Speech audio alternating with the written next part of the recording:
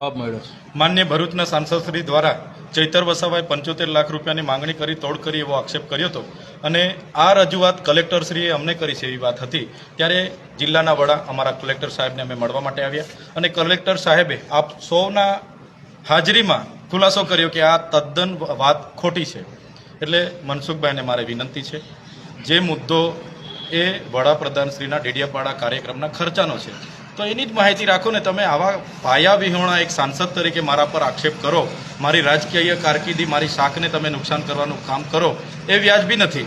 આજે કલેક્ટર સાહેબે નિડરતાથી ખુલાસો આપ્યો અને કહી દીધું કે આ તદ્દન પાયા વિહોણી ખોટી વાત છે। એટલે મનસુખભાઈ ફરી આવું વાર અમારા પર પાયા વિહોણા આક્ષેપ નહીં કરે, નહીં તો અમે લીગલી કાર્યવાહી એમના પર કરાવીશું। મનસુખભાઈનું નિવેદન બી છે કે વારંવાર એક જ મુદ્દો લઈને કેમ તમે ઉઠો છો?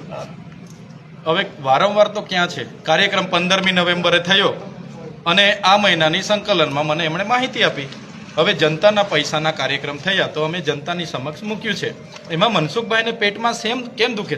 મનરેગા કૌભાંડનો મેં ઉજાગર કર્યો ત્યારે એમને પેટમાં દુખ્યું, નલ સે જલ કૌભાંડની મેં વાત કરી ત્યારે એમને પેટમાં દુખે છે, અને જ્યારે આજે આ ખર્ચાઓના માટે મેં માહિતી માંગી ત્યારે પેટમાં દુખે છે। એટલે મને લાગે છે આ કોન્ટ્રાક્ટરો એમના જ છે, એટલા માટે એ ખોટી પાયા વિહોણી અમારા પર વાતો મૂકે છે। તમારી રાજકીય કારકિર્દીને ઠેસ પહોંચાડવાનું મનસુખ દાદા એક સાંસદ છે, હું ધારાસભ્ય છું।